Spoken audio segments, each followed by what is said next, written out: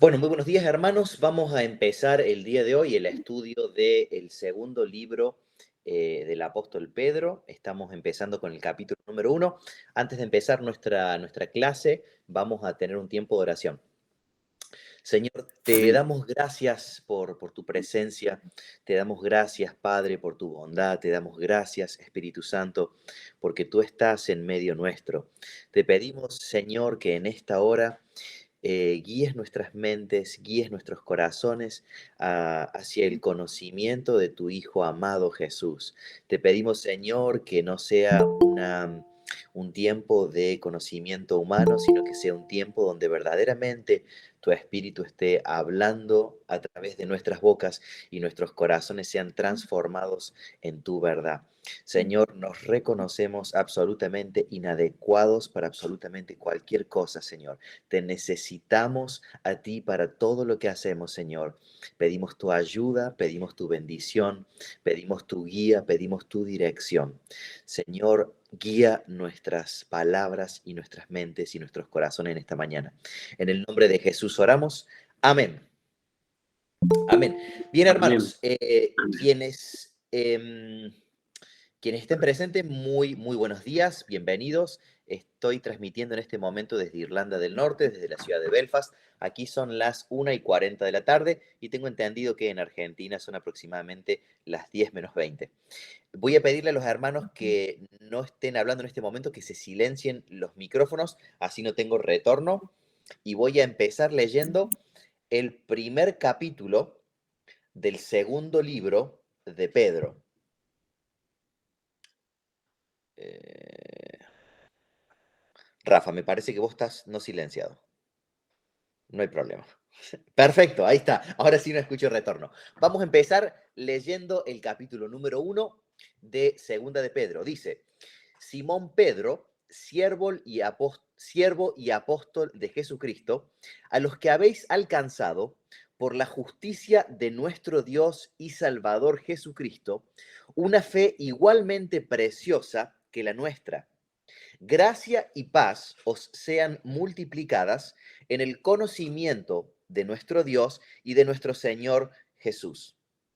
Como todas las cosas que pertenecen a la vida y a la piedad nos han sido dadas por su divino poder, mediante el conocimiento de aquel que nos llamó por su gloria y excelencia, por medio de las cuales nos ha dado preciosas y grandísimas promesas, para que por ella llegaseis a ser participantes de la naturaleza divina, habiendo huido de la corrupción que hay en el mundo a causa de la concupiscencia. Vosotros también, poniendo toda diligencia por esto mismo, añadid a vuestra fe virtud, a la virtud conocimiento, al conocimiento dominio propio, al dominio propio paciencia, a la paciencia piedad, a la piedad afecto fraternal y al afecto fraternal amor. Porque si estas cosas están en vosotros y abundan, no os dejarán estar ociosos ni sin fruto en cuanto al conocimiento de nuestro Señor Jesucristo. Pero el que no tiene estas cosas tiene la vista muy corta, es ciego, habiendo olvidado la purificación de sus antiguos pecados. Por lo cual, hermanos, tanto más procurad hacer firme vuestra vocación y elección, porque haciendo estas cosas no caeréis jamás, porque de esta manera os será otorgada amplia y generosa entrada en el reino eterno de nuestro Señor y Salvador Jesucristo. Por esto, yo no dejaré de recordaros siempre estas cosas, aunque vosotros las sepáis y estéis confirmados en la verdad presente, pues tengo por justo, en tanto que estoy en este cuerpo, el despertaros con amonestación, sabiendo que en breve debo abandonar el cuerpo, como nuestro Señor Jesucristo me ha declarado. También yo procuraré con diligencia que después de mi partida vosotros podáis en todo momento tener memoria de estas cosas, porque no os hemos dado a conocer el poder y la venida de nuestro Señor Jesucristo siguiendo fábulas artificiosas, sino como habiendo visto con nuestros propios ojos su majestad. Pues cuando Él recibió de Dios Padre honra y gloria, le fue enviada desde la magnífica gloria una voz que decía, este es mi Hijo amado en el cual tengo complacencia. Y nosotros oímos esta voz enviada del cielo cuando estábamos con él en el Monte Santo. Tenemos también la palabra profética más segura, a la cual hacéis bien en estar atentos como a una antorcha que alumbra en lugar oscuro, hasta que el día esclarezca y el lucero de la mañana salga en nuestros corazones, entendiendo primero esto, que ninguna profecía de la Escritura es de interpretación privada, porque nunca la profecía fue traída por voluntad humana, sino que los santos hombres de Dios hablaron siendo inspirados por el Espíritu Santo. Bien, antes de empezar, este es el primer capítulo de Segunda de Pedro para quienes, perdón si no aclaré, para quienes tengan otra versión, estaba leyendo de la versión de la RB60, pero también he leído la nueva versión internacional. A modo de introducción de esta epístola, como dice el capítulo 1, versículo 1, entendemos que la autoría de este libro es justamente el apóstol Pedro. Hay algunas personas que dijeron que quizás no era Pedro, sino que era otra persona, por la razón de que había una especie de diferencia literaria en el idioma original entre la primera epístola de Pedro y la segunda epístola de Pedro. Lo que se cree es que Pedro tuvo una especie de secretario o de escriba ayudador cuando escribió la segunda epístola, y esa es la razón por algunas diferencias gramaticales entre el lenguaje utilizado en la primera epístola y el lenguaje utilizado en la segunda epístola. Otra razón por la que ciertos teólogos han querido de alguna forma poner en duda la autoría de Pedro en esta carta es porque si uno lee el capítulo 2 de la epístola, hay muchas similitudes con el libro de Judas, que es otro libro que está en el canon del Nuevo Testamento, pero debido a que, bueno, primero que el autor dice ser Pedro, y vemos en el capítulo número 1 y 2, donde hay una declaración de haber visto de manera física y presencial al Señor, y Pedro fue una de las personas que estuvo ahí registrada en los evangelios como una de las figuras más prominentes. Se cree que fue el apóstol Pedro y que como era contemporáneo con Judas, quizás Pedro haya leído la epístola de Judas y haya quizás tomado inspiración o haya escrito en concordancia con lo que decía Judas en su epístola, o puede ser que haya sido lo contrario y que Pedro haya escrito primero y que Judas haya tomado inspiración o haya escrito en concordancia con el apóstol Pedro, porque eran contemporáneos y no se puede establecer de manera clara si fue de una forma o de la otra. En ese sentido, el capítulo número 2 de la epístola y el único capítulo de Judas hablan acerca del tema de cómo enfrentar herejías, específicamente cuando vienen a través de enseñanzas erróneas que quieren ser introducidas a la iglesia por falsos maestros. Entonces, el capítulo número 2 de Primera de Pedro con el Evangelio de Judas tienen varias similitudes. De hecho, no lo he hablado con Rafael, pero creo que sería bueno ver el día de hoy el capítulo número 1, ver en la siguiente clase el capítulo número 2 y después hacer un paréntesis, ver el Evangelio de Judas y después seguir con el capítulo número 3. Quizás podríamos hablar con Rafael eso en otro momento. Con respecto a la fecha, se cree que el Evangelio, esta epístola, se escribió entre el año 64 y 67 después de Cristo, que es un periodo que estaba digamos, contemporáneo con la persecución de cristianos del emperador Nerón en Roma. Entonces se cree que el apóstol Pedro escribió esta carta de alguna forma antes, digamos, de enfrentar la muerte. El tema, y esto sería quizás uno de los puntos más importantes para ver en la introducción, el tema de Segunda de Pedro es que esta epístola nos enseña que la gracia de Dios en Cristo verdaderamente transforma y empodera a los creyentes, a la iglesia, para vivir vidas santas aún en el medio de la persecución. El hecho de que el Espíritu Santo vive en nosotros como cada uno de nosotros que cree en el Señor Jesús, es lo que nos hace partícipes de la naturaleza divina, ya que produce características que son específicas de las personas que son seguidores de Cristo. Esas características son la consecuencia de vidas regeneradas. Es decir, que antiguamente, como dice el apóstol Pedro, como dice el apóstol Pablo en Corintios, teníamos una antigua naturaleza, pero después del momento de nuestra conversión, de la iluminación de nuestro corazón y de nuestra mente, somos regenerados a una nueva vida. Esas características de la vida nueva son muy diferentes a las características de la vida antigua.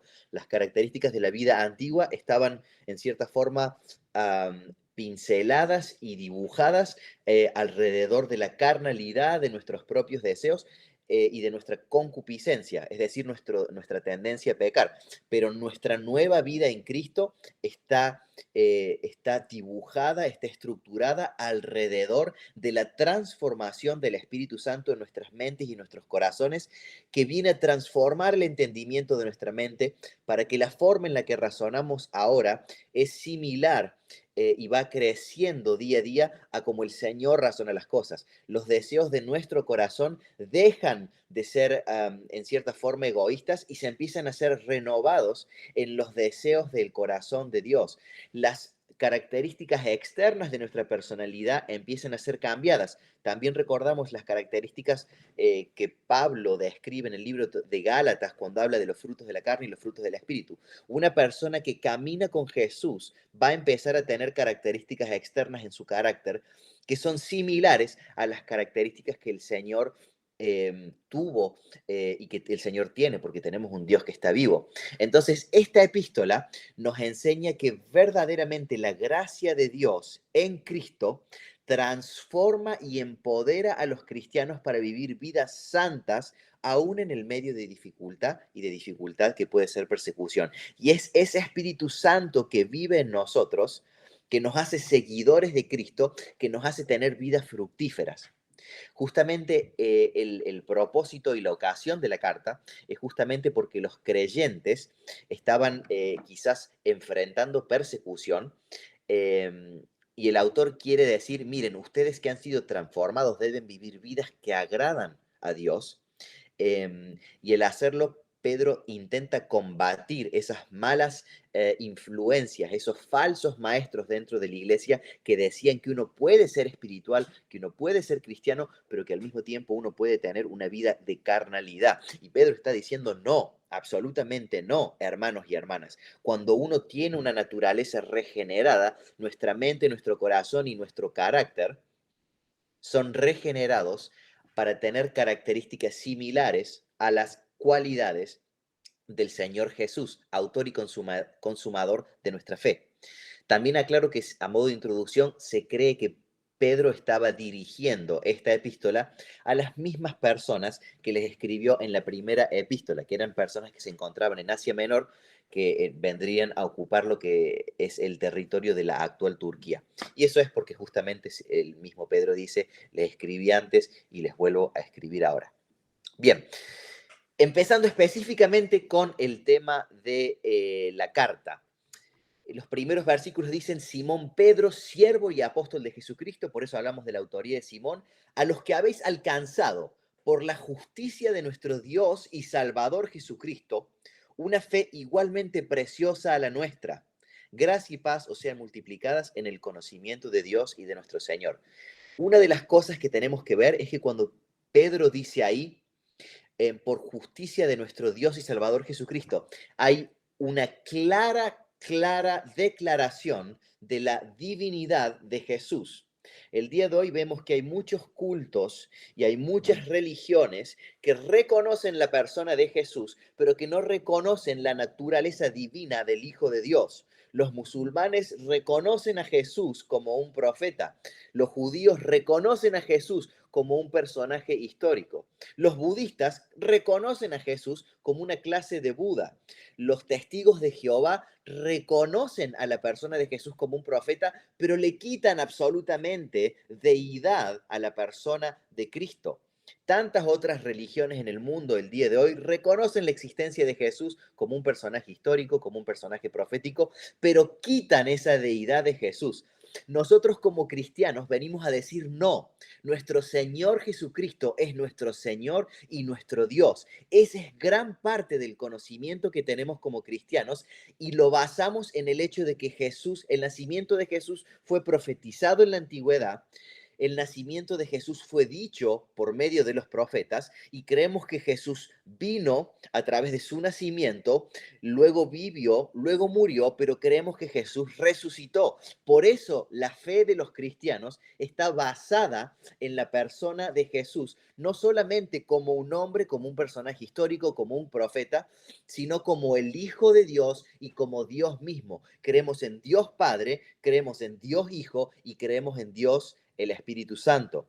Pero aquí claramente Pedro está diciendo en concordancia con el resto de la Escritura que nosotros creemos que Jesús es nuestro Dios y nuestro Salvador. La segunda cosa que voy a resaltar en el versículo 1 es que dice una fe igualmente preciosa que la nuestra. Es importante entender que la fe de los hermanos que se encuentran alrededor del mundo, ya sea que se encuentren en Asia, en África, en Europa, en Oceanía, en América, en cualquier lugar del mundo, tenemos un pie de igualdad y todos disfrutamos de la misma especie de privilegios delante de Dios a través de la persona de Jesús. No existe entre nosotros ninguna diferencia por el poder económico, por el trasfondo cultural, por el idioma que hablemos o la profesión que tengamos. Absolutamente todos los cristianos en el mundo entero han alcanzado una fe igualmente preciosa. Estamos todos en un pie de igualdad delante del Señor. Podemos estar en Soto, podemos estar en Reino Unido, podemos estar en África y todas las personas que han nacido de este nuevo nacimiento en el nombre de Jesús tienen el mismo estado delante de la persona de Dios. Hemos sido todos redimidos por la gracia de nuestro Dios. Quienes quieran interiorizarse en eso pueden ver, por ejemplo, el Evangelio de Juan. Juan 1.1 dice, en el principio era el verbo era con Dios y el verbo era Dios. Y nosotros entendemos que ese verbo era Jesús. Entonces entendemos que el verbo era en el principio y absolutamente todas las cosas creadas han sido creadas por medio de él. Él estaba en el principio y es esa palabra que estaba ahí, está el día de hoy y es Jesús.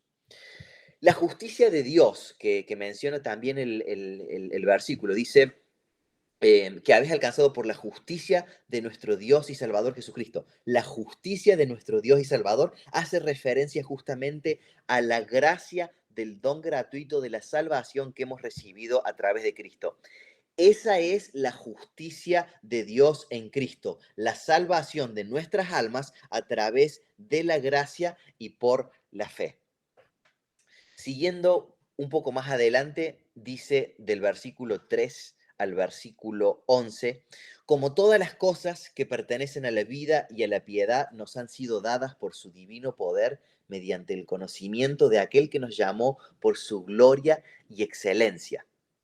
El poder de Dios, eso que menciona ahí, el divino poder, voy a leer una vez más, como todas las cosas que pertenecen a la vida y a la piedad nos han sido dadas por su divino poder, mediante el conocimiento de aquel que nos llamó por su gloria y excelencia. El poder de Dios o el poder divino, como se lo menciona ahí, se ha movido a nuestro favor para bendecirnos en Cristo, algo que solamente Dios podía hacer. El único personaje o la única persona que podía salvarnos a nosotros como raza humana de nuestros pecados era Dios, y el único que pudo hacerlo fue Jesús, que fue la única persona que vivió una vida de justicia y de santidad. Solamente Dios pudo salvarnos a nosotros en la persona de Jesús. Y Dios nos llamó por su gloria y por su excelencia. Ahora, cuando el versículo 3 dice que nos llamó por su gloria y por su excelencia, ¿a qué nos llamó? Nos llamó a vivir vidas que están en armonía con ese carácter moral que Dios tiene. Cuando nosotros decimos que hemos sido llamados por Jesús, cuando la Biblia acá dice que Él nos ha llamado por su poder divino, ¿a qué nos ha llamado el Señor? Dios nos ha llamado a participar en esa naturaleza divina y eso significa justamente a participar en la semejanza de Cristo. Absolutamente todos nosotros como cristianos, cuando hemos pasado de una vida de pecado a una vida de santidad, en cierta medida empezamos a crecer en nuestra semejanza al Hijo de Dios. Absolutamente nadie es perfecto de un día para el otro y la santidad es algo progresivo que sucede en nuestras vidas mientras pasamos más tiempo con el Señor. Mientras tú, hermano, pases más tiempo con Cristo, más de las cualidades de Cristo se te van a pegar a tu corazón y a tu mente.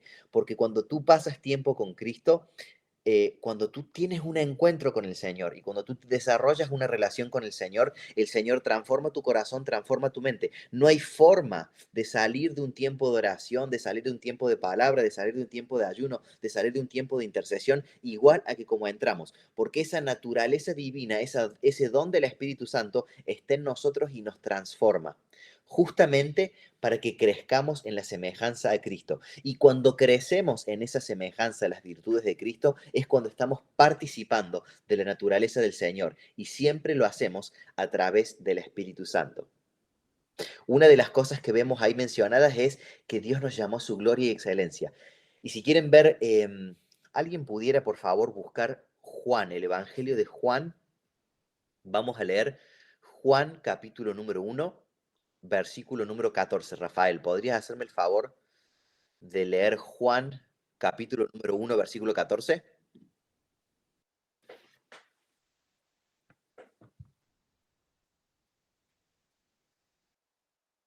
1:14.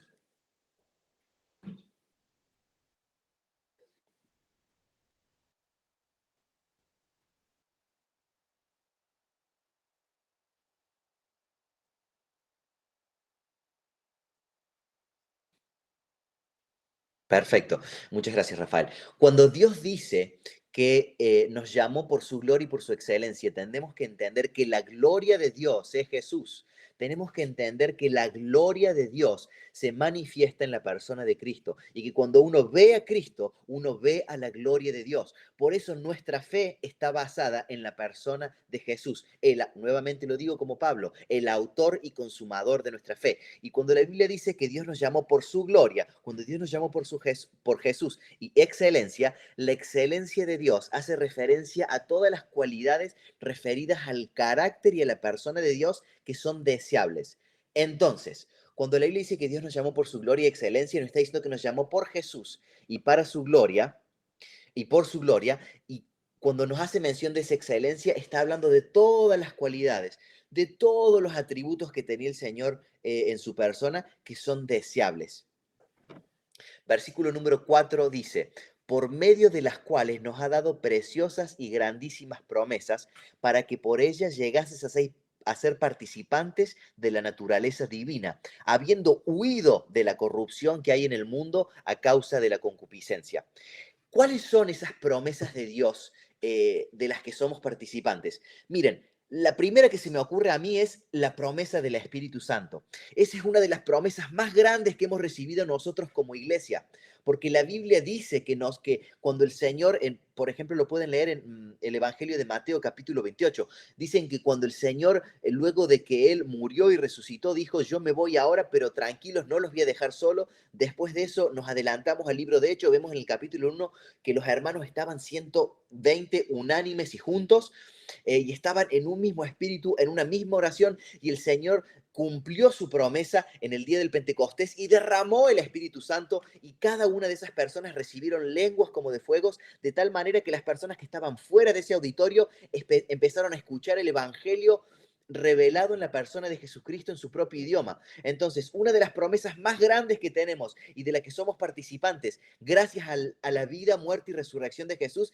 es al hecho de que el día de hoy tenemos al Espíritu Santo viviendo en nuestras mentes, viviendo en nuestros corazones y unificándonos como iglesia. Esa es una de las promesas más lindas de las que somos parte.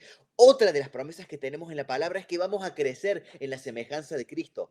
Otra de las promesas que tenemos en la palabra es que un día el Señor va a volver a buscar a su iglesia. y nosotros vamos a ser arrebatados en los cielos y vamos a ir con Él. Va a ser un evento histórico que va a ocurrir en algún punto futuro de la historia. Otra promesa que tenemos es que vamos a tener vida eterna con Él.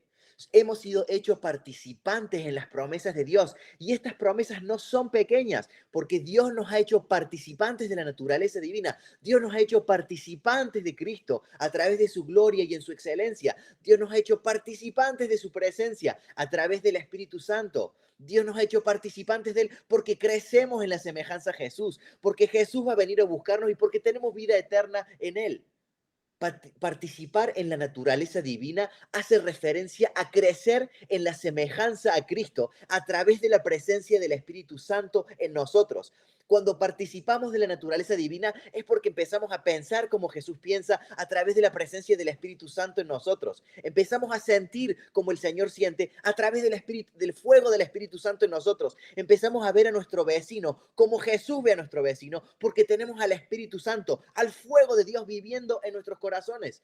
Nuestras vidas empiezan a ser transformadas porque ya no somos nosotros, sino que es el Espíritu Santo de Dios en nosotros, hablando a través de nuestra boca, dirigiendo nuestros pasos, dirigiendo nuestras manos. Entonces vivimos vidas que están básicamente sumergidas en la presencia de Dios. Ese es el llamado que tenemos como pueblo de Dios. Ese es el llamado que tenemos como iglesia y no tenemos que conformarnos con menos, porque hemos pasado de una antigua naturaleza a una vida de virtudes y de gloria en la persona de Jesucristo. Estamos viviendo en la gloria de la persona de Dios, en la faz de Jesucristo. Nuestras mentes, nuestros corazones, nuestros cuerpos, la forma en la que pensamos, absolutamente todo lo que somos, son transformados a través del Espíritu de gracia que ha sido derramado en nosotros. ¿Cuánto tenemos que cuidar al Espíritu Santo que ha sido derramado en nosotros? ¿Y cuánto tenemos que ver de no entristecerlo con nuestras acciones? ¿Cuánto tenemos que procurar velar en oración como iglesia para no contristar al Espíritu y vivir en esa vida de fuego que se renueva en la unción del Señor, en la capacidad del Señor a través del Espíritu Santo? Tenemos que cuidar la presencia del Espíritu como si fuera la cosa más preciosa que tenemos, porque es la persona más preciosa que tenemos. Es quien encarna la realidad de vida, la realidad de Cristo en nuestras vidas. Yo no puedo hacer absolutamente nada como cristiano si yo no tengo el poder del Espíritu Santo viviendo en mí. Y cuando tengo el poder del Espíritu Santo viviendo en mí, es cuando empiezo a caminar en los pasos que Dios predestinó antes de la fundación del mundo para que yo camine en ellos. Cuando yo proclamo el nombre de Jesús, cuando yo hablo del nombre de Cristo, cuando lo hago en el poder del Espíritu, cuando lo hago en el poder de su voluntad, es porque mi vida está rendida a los pies de Jesús. Es porque mi corazón está rendido a sus pies. Es porque mi mente está rendida a sus pies. Ya no es mi pensamiento, ya no es lo que yo quiero hacer. Cuando vivíamos en la antigua naturaleza, estábamos sujetos al pecado, de forma tal que no hacíamos lo que queríamos, porque el pecado tenía dominio sobre nosotros. Pero ahora que hemos recibido la verdad de la revelación del Evangelio, ahora que hemos visto a Dios en Jesús, nuestros corazones han sido transformados y hemos recibido el Espíritu de gracia. Entonces vivimos vidas que están marcadas por ese sello de esa promesa del Padre en nosotros como iglesia. Esa es la participación de la iglesia en la naturaleza de Dios. Es el crecimiento en el conocimiento y en el carácter del Hijo del Hombre. Desde Génesis hasta Revelaciones. Estoy confundiéndome de idioma, perdón. Desde Génesis hasta Apocalipsis, la palabra nos habla del Señor Jesús. No es la historia de la Biblia no es la historia de la humanidad, es la historia de Jesús y de cómo Él redimió a la humanidad. La persona que está en el centro del escenario es Jesús, desde Génesis hasta Apocalipsis. La persona que está iluminada en la historia es Jesús, no somos nosotros, aunque a veces queremos creernos muy importante. La palabra dice acá, habiendo huido de la concupiscencia, de la corrupción a causa de la concupiscencia, hace justamente referencia a esa antigua naturaleza que teníamos, pero ahora tenemos una naturaleza nueva. Por eso, hermanos, si no estamos viviendo vidas en santidad, vidas que son realmente identificables como vidas de una persona que tiene la presencia del Espíritu Santo, tenemos que recapacitar y tenemos que pensar cómo estamos viviendo. Porque la única forma de ser participantes en la naturaleza divina, de tener las características que Jesús tiene, es pasando tiempo con Jesús. No hay otra forma de hacerlo. Y es increíblemente sencillo, pero es increíblemente difícil al mismo tiempo, justamente porque esa naturaleza antigua muchas veces quiere resucitar en nuestras vidas y esas tendencias pecaminosas quieren hacer una vuelta en nuestras vidas. Pero nosotros tenemos que resistir a la carne y vivir en el Espíritu. Y la única forma de hacer eso es a través del Espíritu. Nadie tiene fuerzas por sí mismo para vencer a la carne. Nadie tiene fuerza en sí mismo para vencer a la carne. Es a través del Espíritu que uno hace morir las obras de la carne. Sin el Espíritu Santo estamos vacíos de poder y de capacidad para vivir vidas que agradan a Dios. La única razón por la que podemos crecer en santidad es por la presencia del Espíritu Santo en nosotros. Versículo 5 al 7. Dice, Rafael, ayúdame, versículos 5 al 7. Aquí está. Vosotros también, poniendo toda diligencia por esto mismo, añadid a vuestra fe virtud, a la virtud conocimiento, al conocimiento dominio propio, al dominio propio paciencia, a la paciencia piedad, a la piedad afecto fraternal y al afecto fraternal amor. Versículos 5 al 7. Vosotros también, poniendo toda diligencia por esto mismo, añadid a vuestra fe. La lista, que no es exhaustiva, sino que son solo ejemplos, empieza por la fe. Y fíjense que al final del versículo 7 termina con el amor. La única forma de ser perfeccionados en el amor es empezar a través de la fe. ¿Y la fe cuál es? Es ese creer, es ese conocimiento del Hijo de Dios en la persona de Jesucristo. Empezamos creyendo en Él, en lo que Él hizo y en las consecuencias de su vida, muerte y resurrección en la cruz. Empezamos creyendo en lo que el Hijo hizo, empezamos creyendo en lo que Jesús hizo y vamos perfeccionando nuestro carácter de manera tal que terminamos con amor. Pero la única forma de terminar con amor, que es la única forma en la que vamos a dar testimonio al mundo y el mundo va a creer que fuimos enviados por Él, es el amor, es empezar justamente con eso, con la fe. La fe es el primer paso. La fe es el primer paso. Creerle a Dios en lo que Él me ha establecido en su palabra como sus promesas para mi vida. Creer en lo que Dios me ha dicho en la palabra para mi vida. Todo empieza con la fe. Creer que mis finanzas, voy a ver mis finanzas a través de la fe. Voy a ver a mi familia a través de la fe. Voy a ver a mi trabajo a través de la fe. ¿Y qué significa ver a mi familia a través de la fe? Ver a mi familia a través de la fe significa que voy a tratar a mis padres como Jesús trataría a mis padres. Ver mi familia a través de la fe significa que voy a amar a mi esposa como Jesucristo ha amado a su iglesia y se ha dado a sí mismo por ella, de forma tal de presentarse a sí mismo una novia pura, santa, sin mancha y sin arruga. Ver a mi familia a través de la fe significa que, hermanas, ustedes van a amar a sus esposos y respetarlos de la misma forma en la que la iglesia se somete y ama al Señor Jesucristo. Ver a mi familia a través de la fe significa que voy a hablar a mis hijos, voy a tratar a mis hijos con el carácter que la Biblia establece para padres y madres que conocen al Señor. Ver a mis finanzas, ver a mis finanzas a través de la fe significa que voy a utilizar parte de lo que yo obtengo como retribución de mi esfuerzo para avanzar el reino. Voy a tratar de ayudar en lo más posible para el avance de la obra en la iglesia. Decimos, hay una frase muy conocida que dice que las misiones se hacen con los pies de los que van, las manos de los que dan, las rodillas de los que dan. Y es una gran verdad. Todos tenemos un plan que cumplir. Y hay veces que no podemos ir, pero sí podemos tratar de ayudar. Ver mi vida a través de la fe significa eso. Ver mi trabajo a través de la fe significa que aun cuando esté en riesgo de perder mi trabajo, no voy a doblegar mis rodillas ante Baal. No voy a doblegar mis rodillas ante el Dios de este mundo. No voy a doblegar mis rodillas ante un sistema anticristiano. Somos conocidos por tener un mensaje contracultural. Siempre lo hemos sido a través de los siglos. Estamos en la era de la iglesia. Y la iglesia como tal, como novia de Cristo que somos, ha siempre tenido un mensaje contracultural. Porque cuando el mundo dice que hay que hacer las cosas de una manera, nosotros decimos que hay que hacerlo de otra manera. Hay que agradar al Señor. Porque antes éramos esclavos del pecado, pero ahora somos esclavos de Jesucristo. Antes obedecíamos nuestros deseos y nuestras pasiones que nos llevaban a muerte y a condenación, pero ahora hemos sometido nuestras vidas a la voluntad de Dios y ya no somos nosotros quienes tomamos las decisiones, sino que el capitán de nuestro barco es Cristo, el piloto de nuestro avión es el Señor. 8. Porque si estas cosas están en vosotros y abundan, no os dejarán estar ociosos ni sin fruto en cuanto al conocimiento de nuestro Señor Jesucristo. Pero el que no tiene estas cosas tiene la vista muy corta, es ciego, habiendo olvidado la purificación de sus antiguos pecados.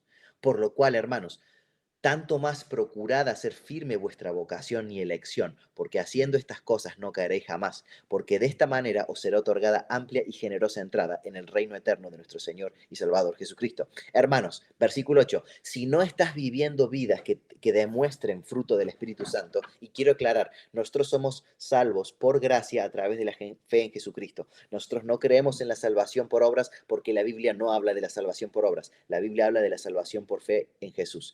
Pero la Biblia también habla, por ejemplo, el apóstol Santiago, que nuestra fe, nuestras acciones van a concordar con nuestra fe. Pedro está diciendo lo mismo. Si sus vidas no concuerdan con esto y no abundan, son ciegos. Si no tienen fruto, si no tienen conocimiento de Jesucristo, tienen la vista muy corta, son unos checatos, son ciegos. Yo no quiero que el Señor yo no quiero que el Señor me diga ciego, yo no quiero que el Señor me diga que yo no tengo conocimiento espiritual, que no tengo madurez en Cristo. Entonces, en esta hora sería un buen momento para exhortarlos a ustedes y exhortarme a mí mismo de hacer una introspección, de pensar en nuestra mente y nuestro corazón cómo estamos viviendo nuestras vidas para ver si la forma en la que estamos viviendo nuestras vidas, si la forma en la que estamos tratando a los hermanos en la iglesia, si la forma en la que estamos tratando a nuestros vecinos, si la forma en la que estamos manejando nuestras finanzas, condicen con una actitud madura de un cristiano que conoce al Señor y que tiene una vida sumergida en el río de Dios, lleno del fuego de la presencia del Espíritu Santo.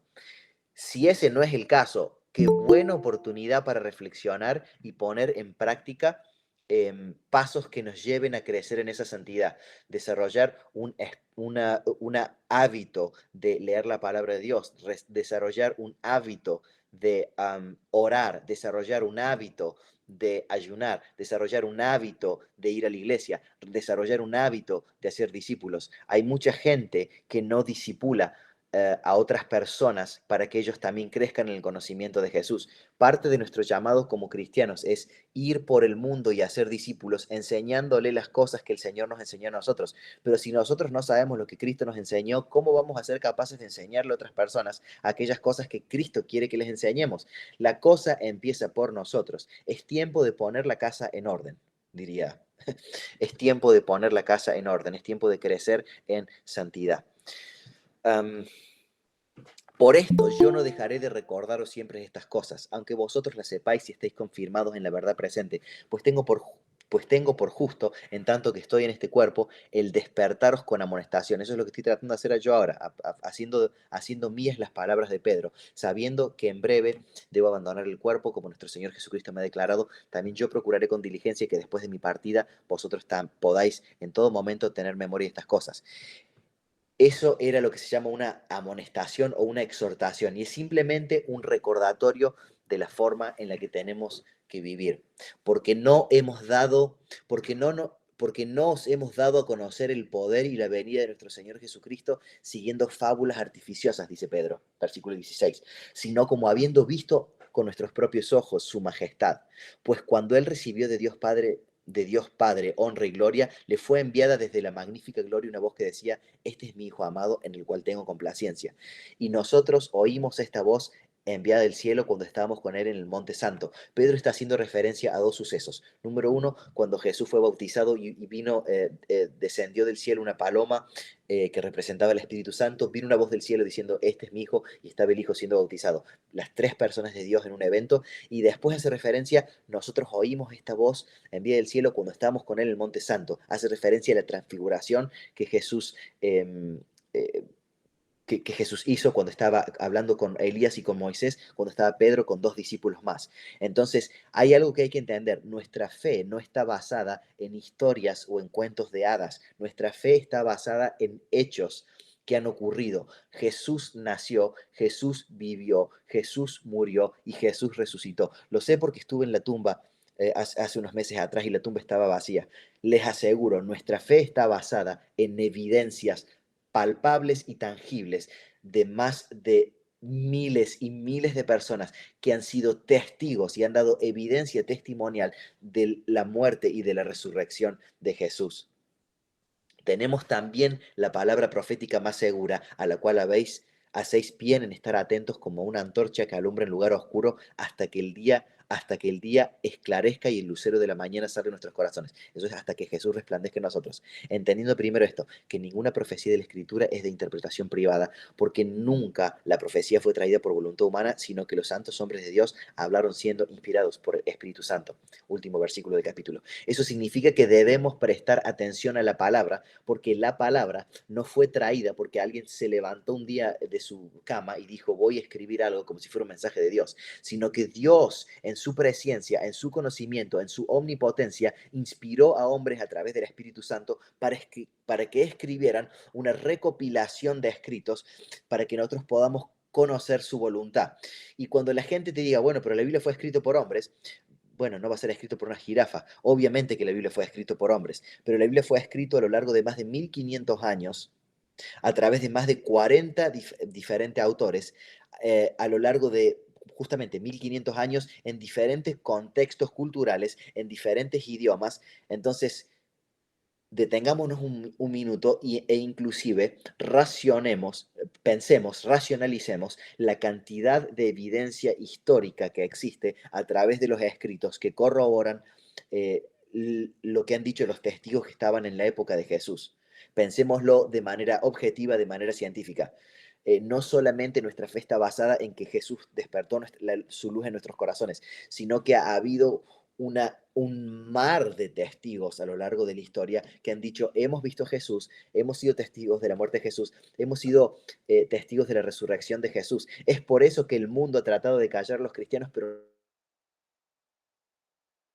no ha podido. Y la cualidad del testimonio de la vida, muerte y resurrección de Jesús es inconmensurable a cualquier otro evento histórico que jamás ha ocurrido en la historia del mundo. Entonces, cuando alguien que no cree en Dios, cuando un agnóstico, cuando un ateo no cree en Dios, no es que crea por falta de evidencia, no cree porque está corrupto en sus pecados y en sus pensamientos y la luz del Evangelio no le ha sido iluminada. Y ni aunque Cristo descendiera, esa persona quisiera arrepentirse de sus pecados. Pero no es por falta de evidencia histórica, no es por falta de evidencia científica, porque aún la creación misma declara la existencia de un arquitecto e ingeniero maravilloso que ha construido las cosas desde el átomo más pequeño hasta el sistema de galaxias más increíble del universo. El universo entero declara la existencia de un creador. Desde la ciencia hasta la fe podemos hablar de que Jesucristo es el Señor. Pero tenemos esta palabra profética más segura a la cual debemos estar atentos como una antorcha que alumbra un lugar oscuro. Debemos conocer la escritura de Génesis a Apocalipsis y de Apocalipsis a Génesis, de derecha a izquierda y de izquierda a derecha, de norte a sur y de este a oeste. La cosa más importante que vamos a hacer en nuestra vida es memorizar, aprender y meditar la escritura, no a forma de recitar como loros, como dicen en Argentina, un texto vacío, sino como forma de desarrollar una mente basada en lo que la escritura dice, independientemente de cuál sea el pensamiento que estemos teniendo. La única forma de hacer eso es pasar tiempo con la palabra de Dios. Cuando uno pasa tiempo con la palabra de Dios, uno escucha la voz de Dios. Cuando uno ora, uno le habla al Señor. Pero cuando uno está en la palabra es cuando Dios nos habla a nosotros. Las dos cosas son importantes y son ejercicios sanos de una comunicación. Escuchar y hablar. Escuchar y hablar, leer la palabra y orar, leer la palabra y orar, y ejercer todas las disciplinas espirituales que vemos en la palabra. Soy consciente del tiempo y sé que allá es temprano, así que voy a dar por concluido el primer capítulo de la segunda epístola del apóstol Pedro.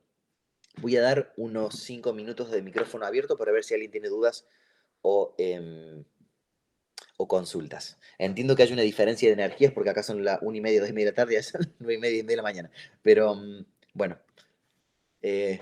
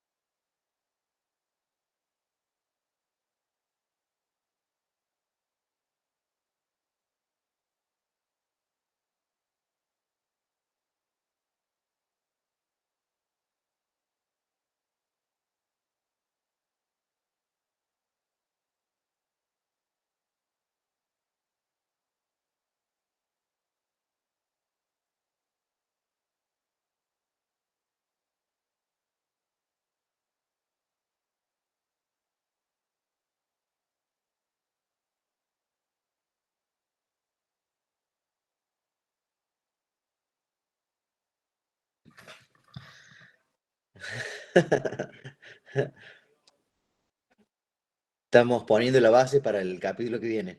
Rafael, quiero avisar a los hermanos que he enviado el resumen teórico en español y pido disculpas. Cuando hay veces cuando me entusiasmo, me confundo en inglés en mi mente. Lo he mandado por el grupo de GES y por el grupo de escudriñadores, así que quienes no hayan tomado notas pueden ver absolutamente todas las notas del estudio en el, bueno, en el grupo de WhatsApp y también creo que lo he enviado acá. Pero quienes estén en el grupo de WhatsApp tienen absolutamente todo lo que he hablado está ahí. Bien, bendiciones hermanos, que el Señor los bendiga, que tengan una hermosa semana. Y yo en este momento voy a ir con mi esposita querida, que creo que está descansando un poquito. Que el Señor los bendiga hermanos, sean llenos de la gracia, de la presencia del Señor. Abrazo, abrazo, abrazo, abrazo. Bendiciones para todos. Bendiciones.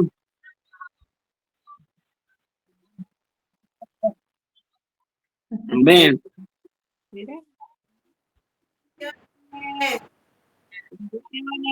Saludos a todos. Bendiciones para todos. Chao, bendiciones. Bendiciones. Chao. Hermoso, Tony. Gracias. Gracias, Tony. Que Dios te bendiga. Bendiciones. Aquí en este saludo de cariño.